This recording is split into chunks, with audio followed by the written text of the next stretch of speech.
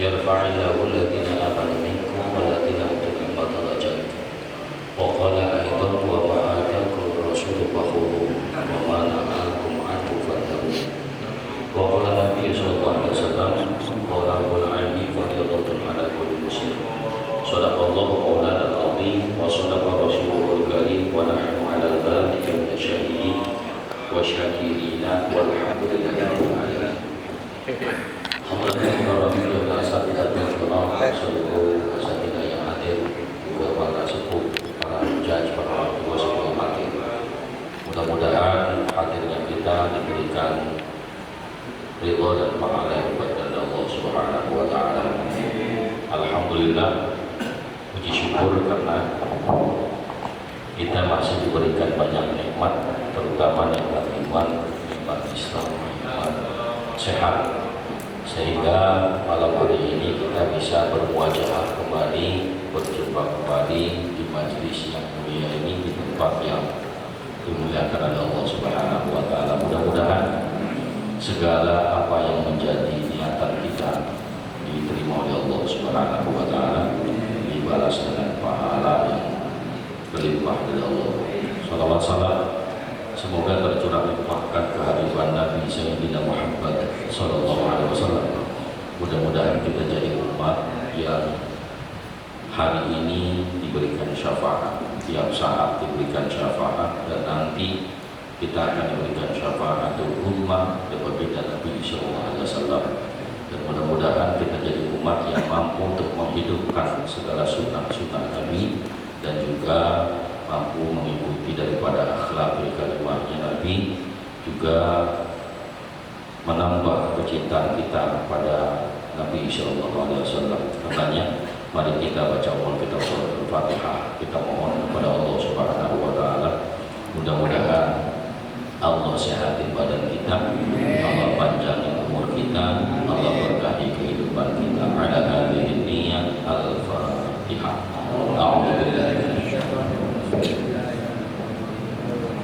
Alhamdulillahi rabbil alamin arrahmanir rahim maliki yaumiddin. Iyyaka na'budu wa iyyaka nasta'in. Shiratal ladzina an'amta 'alaihim ghairil maghdubi 'alaihim.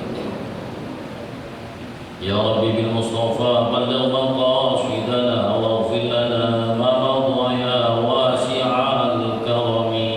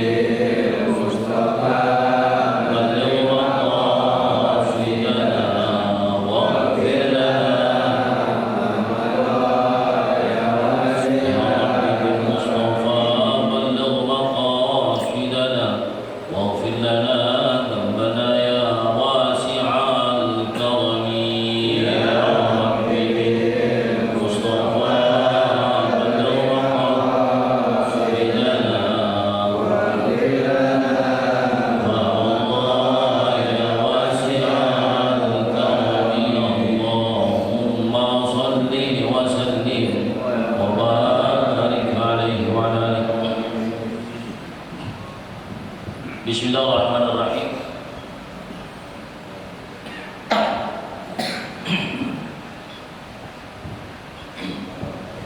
Qala mu'allif rahimahullahu ta'ala wa nafa'ana bi 'ulumihi fid dharain. Qala rabbi shrah li sadri wa yassir li amri wahlul 'uqdatam min lisani yafqahu qawli. Qalu subhanaka la 'ilma lana illa ma 'allamtana. Bismillahirrahmanirrahim. As-salatu ibadatun la taqul wa fa'il maqsusat kama 'arafna. Hadirin yang dirahmati Allah Subhanahu wa taala. Perdana itu tentu lagi. Alhamdulillah hari ini kita kembali bisa bertaklim atau hadir di majelis ilmu bersama. Karena sebulan lebih dihadapkan dengan atau disuguhkan kita dengan Ramadan dari Allah Subhanahu wa taala. Dilatihnya kita dengan berbagai macam ibadah, baik ibadah yang mahdhah ataupun yang ghair mahdhah. Ibadah yang kaitannya hablum minallah dan ibadah yang kaitannya hablum dan nas. Ada ibadah yang kaitannya kepada Allah, mana sholat kita di sana. Kemudian ada ibadah yang kaitannya dengan hablum dan nas. Apa zakat kita kemarin. Nah kemudian ada juga ibadah yang sifatnya atau hukumnya wajib. Juga ada ibadah yang hukumnya sunnah. Dan alhamdulillah Ramadan kemarin itu seluruh ibadah baik yang mahdhah, yang ghair mahdhah, yang wajib maupun yang sunnah semuanya bisa kita kerjakan. Nah hadirin yang dirahmati Allah Subhanahu wa taala. Maka ketika itu adalah merupakan latihan, berarti setelah Ramadan itu adalah pertandingan sesungguhnya. Jadi jangan kemudian misalnya Ramadan selesai, sunnah selesai. Dari Ramadan yang selesai itu satu cuman ada dua hal setidaknya. Yang satu puasa wajib selesai, karena nggak ada puasa wajib selain Ramadan kecuali puasa nazar atau puasa ganti, puasa qadha. Yang kedua yang berhenti boleh itu sholat tarawih. Ya, habis lebaran boleh sholat tarawih lagi. Karena dia khusus ada hanya di bulan Ramadan. Nah ini hadir yang dirahmati Allah Subhanahu wa taala. Selesai Ramadan kan puasa sholat sunnah kita itu nggak terlalu banyak Pak. Ya katakanlah sebelum subuh 2 rakaat, sebelum zuhur 2, setelah zuhur 2, baru 6. Sebelum asar 2 berapa? 8. Habis maghrib 2, 10. Sebelum isya 2, setelah isya 2, 14. Kita tambahin lah misalnya qobliyah maghrib juga. Ya berarti berapa? 16 tambah duha misalnya 4, 20 ya. Tambah tahajud 4, baru berapa? 24. Tapi kan 24 ini bisa dicicil. Sebelum subuh istirahat lama, ketemu dhuhr, istirahat lama, ketemu asar, terus lagi ketemu maghrib, ketemu isya, ntar ketemu tengah malam tahajud, ntar ketemu lagi pagi habis subuh. 24 bisa dicicil. Lah kemarin Ramadan 23 nggak pakai dicicil, kita borong semua. Iya nggak? Iya. Saat Ramadan sebulan 23 rakaat nggak pakai dicicil, borongan kita ambil semua. Ya Allah Subhanahu wa taala. Dan masya Allah ternyata rata-rata kita sanggup melakukan sholat sunnah 23 rakaat. Pertanyaan selanjutnya, habis Ramadan tahajudnya masih jalan apa enggak? Ya kan aneh. Ya, sholat duhanya masih jalan apa enggak? Ya kan aneh berarti. Padahal kemarin Ramadan 23 rakaat sanggup kita jalani.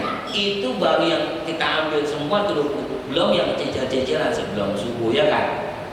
Bahkan kita Masya Allah sebelum sahur sempat kita sholat tahajud sebelum sahur kemarin ya.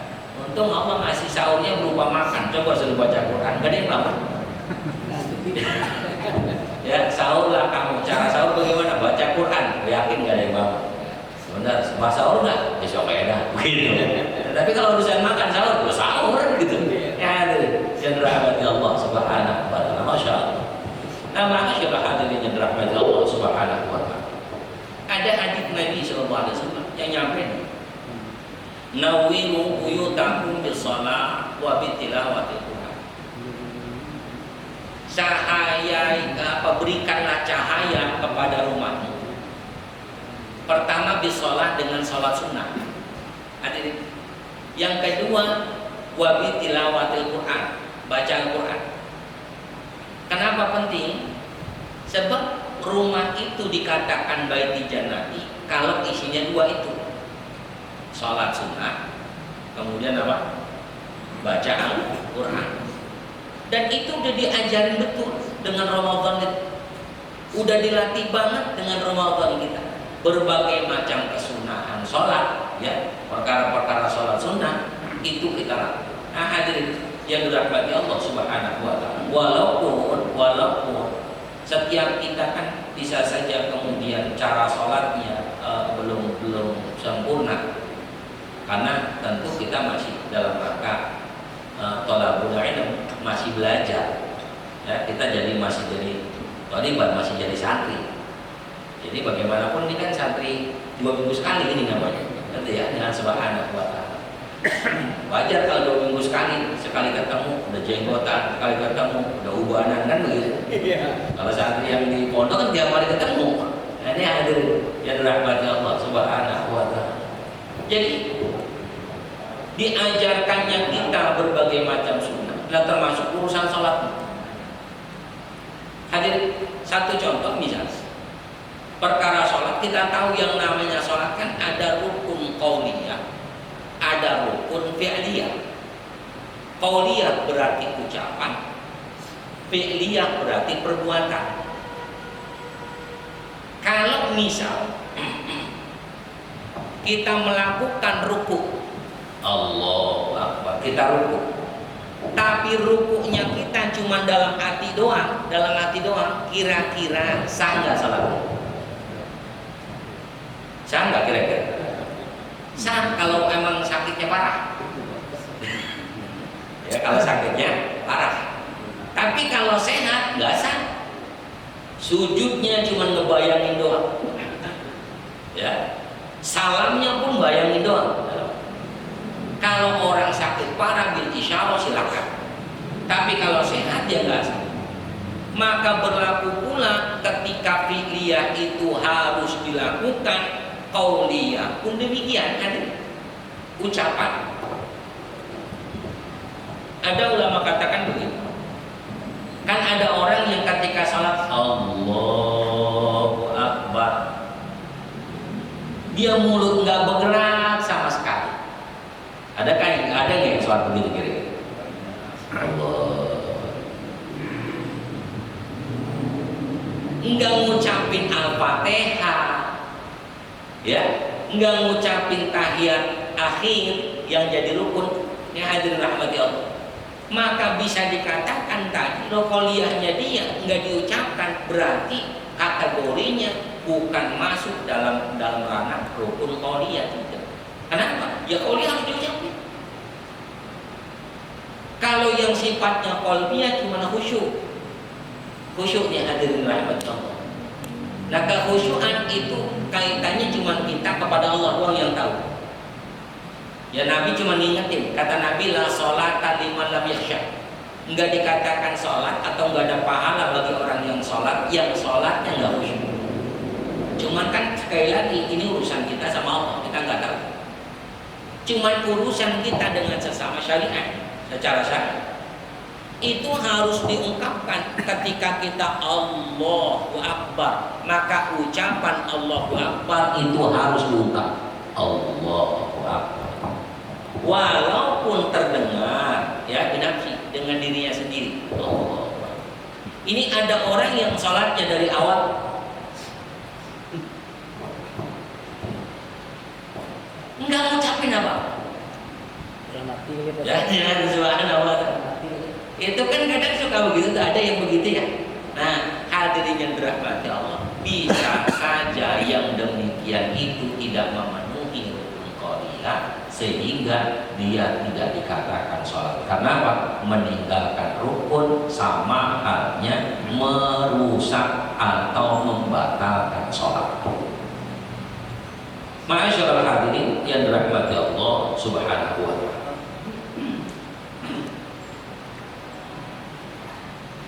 Maka dikatakan wajibu adam, wajib seseorang melakukan segala perkara-perkara rukun itu, baik yang rukun qauliyah maupun rukun qauliyah. Karenanya Nabi Shallallahu Alaihi Wasallam sampaikan begini kepada umat, "Shallu kama ro'aitumuni usolli." Sholatlah kalian sebagaimana aku sholat. Lah pertanyaannya, yang lihat Nabi sholat siapa? Yang lihat Nabi sholat itu adalah sahabat. Sahabat kemudian menceritakan tentang sholat Nabi kepada tabi'in. Tabi'in menceritakan tentang sholatnya Nabi kepada tabi'in. Dari tabi'in sampai kepada ulama kita, terus sampai kepada kita. Melalui apa? Melalui ngaji. Hadirin. Jadi bagaimana mungkin orang tahu tata cara sholat kalau dia nggak pernah belajar tentang sholat? Bagaimana mungkin dia bisa tahu cara sholat Nabi kalau dia sendiri belum pernah ngaji, hadir di tempat-tempat yang Nabi suka dengan tempat itu? Mana majelis ilmu? Nah, hadirin yang dirahmati Allah Subhanahu wa ta'ala. Kalaupun misal ada hal-hal yang berbeda sedikit, ya selama itu tidak keluar dari pokoknya, itu nggak masalah. Saya sering kali sampaikan, ketika kita takbiratul ihram yang begini, gitu ya, yang macam-macam, nah, selama itu sekiranya masih tidak meremehkan sholat, nggak masalah. Ya, begini. Yang penting kan Allahu Akbarnya itu, Allahu Akbar. Takbiratul ihram itu takbirnya itu kalimatnya Allahu Akbar. Ngangkat tangannya mah bebas, terserah. Ya. Lalu bagaimana? Nabi itu ngangkat tangan. Sahabat cuma cerita Nabi itu ngangkat tangan.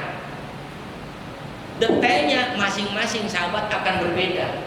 Hadirin, masing-masing sahabat akan berbeda. Ada yang bilang Nabi ngangkatnya begini kok, pantes. Ada yang begini salatnya, ada nggak ya? Ada ya?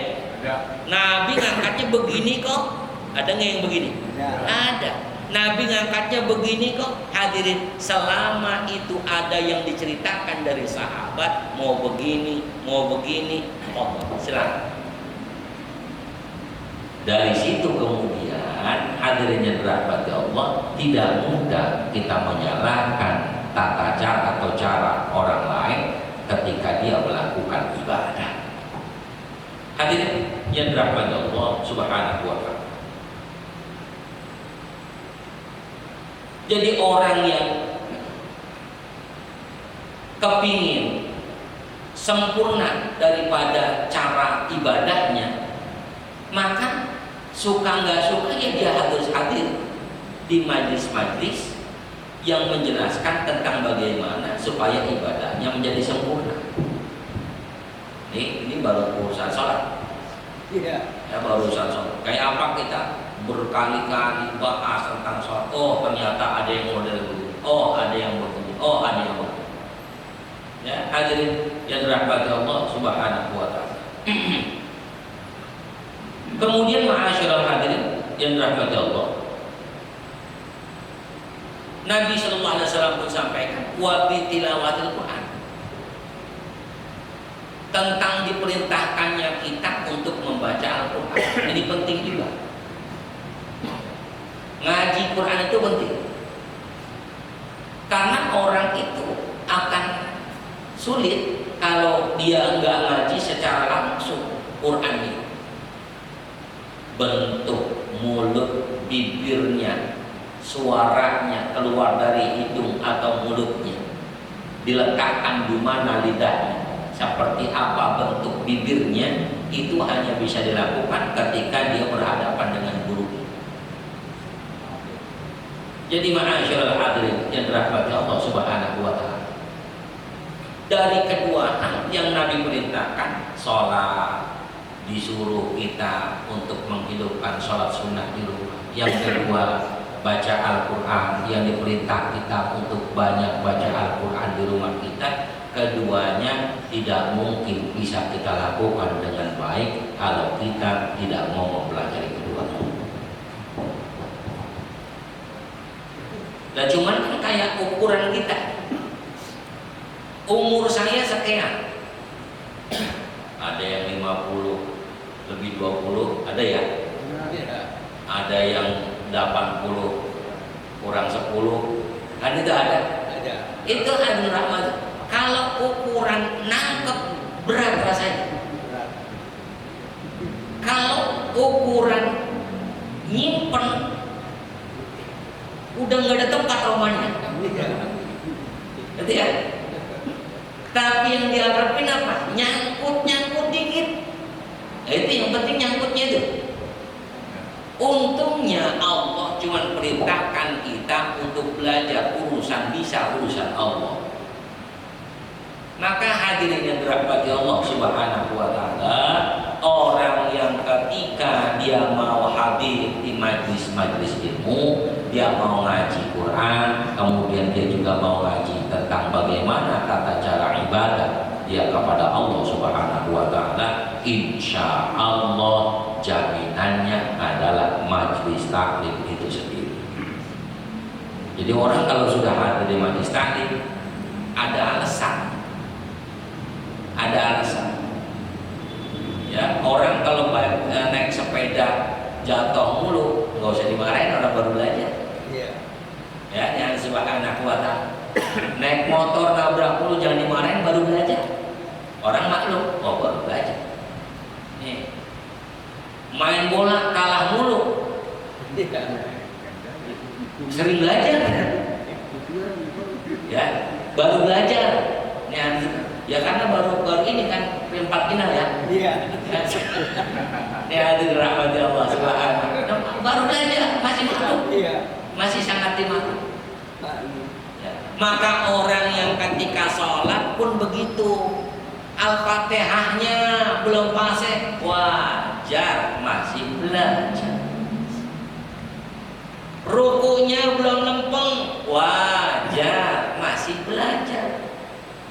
Sujudnya kurang nukik, wajar masih belajar. Ya, ini hadirnya dirahmati Allah Subhanahu wa taala. Karena itu masya Allah, orang yang ketika dia masih mau duduk di majlis ilmu, Allah bukan hanya memaklumi, bukan hanya Allah Subhanahu wa taala ini memaklumi, tetapi juga Allah tetap kasih pahala buat orang-orang yang ketika dia ibadah meskipun dia belum tahu tentang ibadah itu. Wa kullu ma bi ghairi ilmin ya'malu a'maluhu mardudatun la tuqbal. Setiap orang yang belajar, wa kullu bi ghairi, orang yang melakukan ibadah tapi dia nggak tahu caranya ibadah, maka mardudah la tuqbal, ibadahnya nggak diterima, ditolak. Mardudah ditolak ataupun nggak diterima oleh Allah Subhanahu wa taala. Lalu bagaimana caranya supaya diterima? Dia hadir di majlis taklim. Ini sering saya sampaikan. Dia hadir di majlis taklim, maka insya Allah ibadah yang kurang itu tetap diterima oleh Allah Subhanahu wa taala. Hadirin yang dirahmati Allah Subhanahu. Maaf ya. Baca Al-Quran misalnya Al-Fatihah kita ini kan kata Nabi, la sholata liman lam yaqra bi Fatihatil kutub. Tidak dikatakan sholat orang yang ketika sholatnya tidak baca Al-Fatihah. Nah pertanyaan selanjutnya, kalau dia baca Al-Fatihahnya nggak benar, apakah sholatnya juga benar? Kan gitu. Ya, sholat kita apakah udah benar? Baca Al-Fatihah kita aja belum benar kok. Apakah udah benar hadirnya dirahmati Allah? Yang bisa jadi benar sholat kita karena kita masih mau belajar. Jadi kalau udah mau belajar udah tenang aja dah pokoknya. Kalau udah mau belajar udah tenang. Urusan bisa bukan urusan kita. Ya, apalagi udah yang hidup udah lama, udah sulit untuk bisa. Cuman paling tidak nih Allah Subhanahu wa taala ada keinginan dia untuk bisa senantiasa istiqamah belajar, ada istiqamah hati di majelis. Ma'asyiral hadirin yang dirahmati Allah Subhanahu wa taala.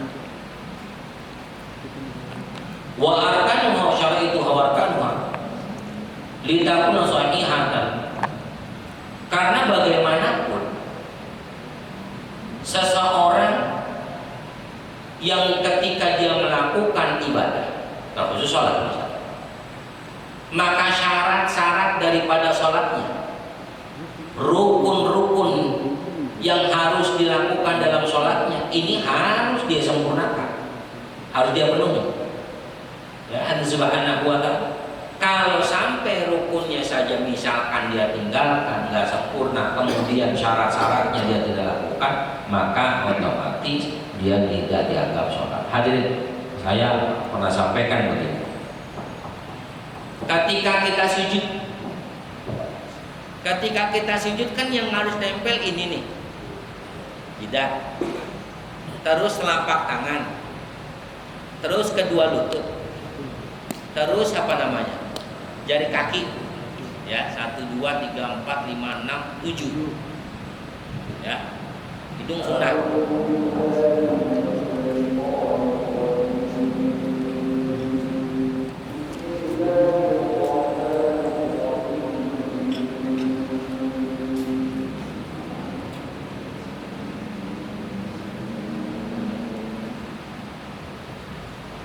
Dulu waktu belum ngaji nih, itu kan kita begini nih, sholatnya ya, pas sujud, ada nggak yang begini?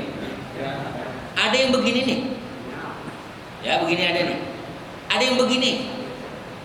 Roman sholat segen banget gitu. Ini hadir rahmati Allah. Berarti sujudnya nggak sesuai rukun. Maka hadirnya dirahmati Allah, ketidaktahuannya, hadirin, ketidaktahuannya itu maka dianggap maklum sudah. Ya, tapi kalau dia itu nggak pernah ketemu belajar sampai matinya, nggak dimaklumin, dianggap dosa. Tapi kalau kemudian dia masih ketemu dengan belajar sebelum meninggalnya, masih dimaklumin. Nah, dari sholat kita. Apalagi kayak dulu kita, dulu zaman dulu kan yang namanya zaman dulu orang nama sholat pun ada susah, iya nggak? Alasannya mau sholat jauh, ya. Apalagi dulu orang ngangon udah susah dah, ya, udah kagak sembahyang dah pokoknya. Zaman dulu, ya. Zaman sekarang kalau nggak ngangon ada juga yang nggak sholat, udah nggak ngangon ya. Ya ada Subhanahu wa taala. Zaman dulu